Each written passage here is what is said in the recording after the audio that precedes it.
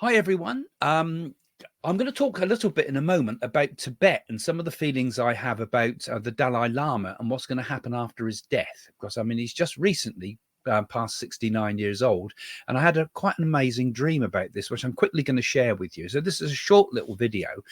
But in particular, I want to make you aware of the show that's coming up on Friday.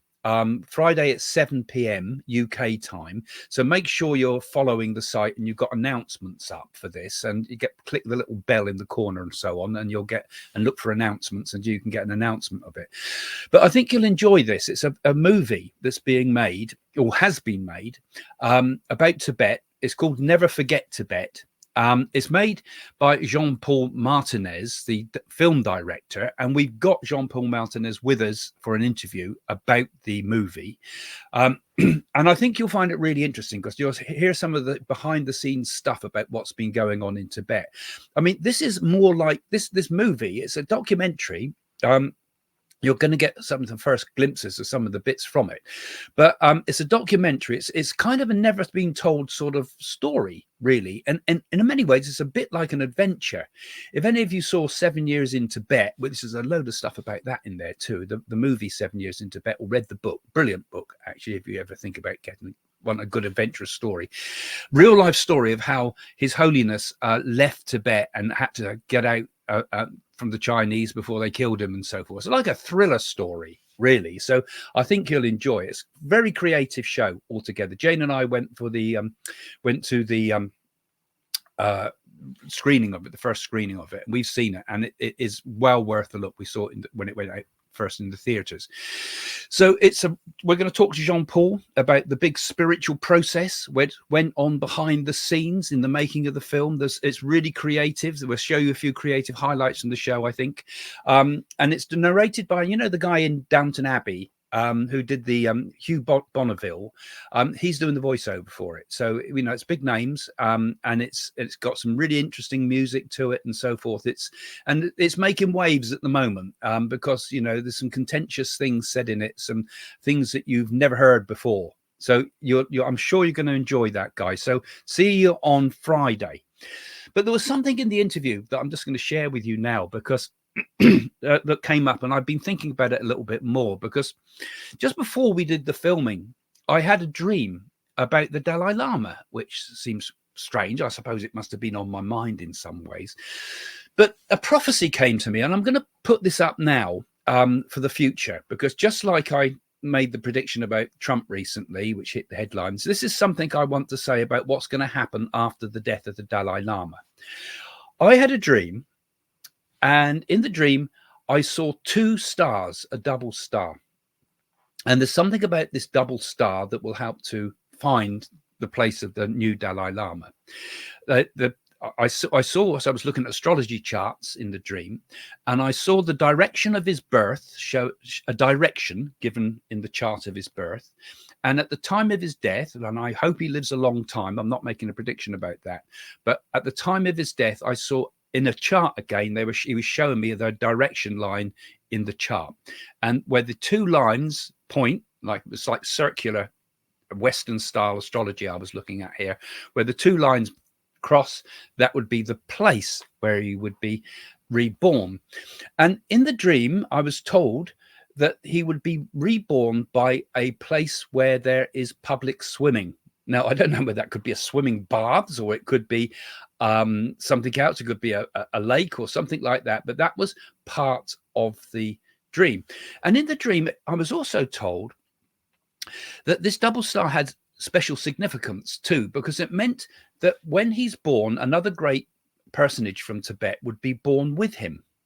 So in the dream, I was told, and I saw what to me looked like Milarepa, who was the Bon Superman, really, because he had superhuman type of powers, like a sitar yogi. He had incredible powers, who was originally came from the Bon religion, and converted to Buddhism, and kind of helped bring the Bon and the Buddhism together.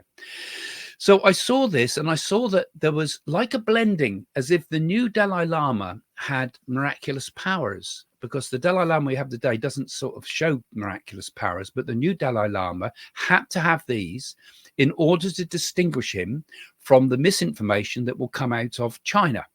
So I found that quite interesting, because I know that the Chinese have kidnapped, as it were, what's the person called the Pancha Lama, who is the Lama who was is the second in command to the Dalai Lama. And as a boy of 6, he disappeared. And the question is, will he suddenly reappear at the time of the death of the Dalai Lama? And has he been brainwashed? And I saw something about that too, that the Chinese would do what I'm just described. But that the Pancha Lama, because he's a high spiritual being, would play along with the Chinese and then reverses what he says and come out in favor of the newfound Dalai Lama. And I felt also that the Dalai Lama would not be born in Tibet. He would be born outside of Tibet. So I thought I'd share that with you. Okay, so you guys like my predictions. But now, look, let's get back to this amazing movie that we're going to be talking about on Friday in great detail. Like I said, it's really quite an adventure story. So I'm going to show you a little trailer that Jean-Paul's put together, just to give you a little taster of what you're going to see and talk about on Friday. So do please join us on Friday. So here's your trailer.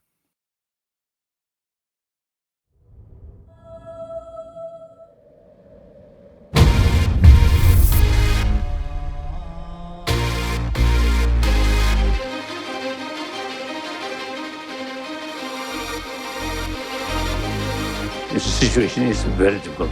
Chinese forces are already reaching. Now time come, leave.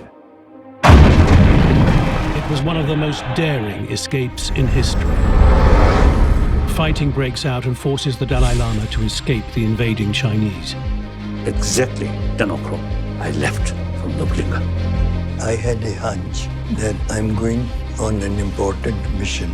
My job was to go and receive him, ensure his safety, and bring him back to the plains of India safely. Real danger is there. Danger on our life. This is the story of what happened, told through the first-hand accounts of the Dalai Lama and Harmandir Singh. This is the last photograph of the Dalai Lama taken in the Free Tibet. In order to practice love, you also need practice of tolerance. What we lack in this world is a little bit of compassion, a little bit of kindness. With the challenges we all collectively face today, young leaders are rising up with strength, courage, and conviction, making meaningful changes and impacting the world. Sister and brother, I really appreciate so many people.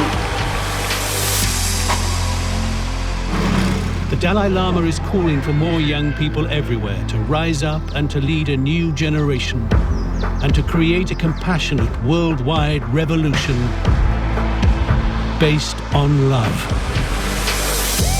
Anything that we do, particularly political moves, which affect so many lives, if it's not governed by some kind of an ethical value, then we have become like animals.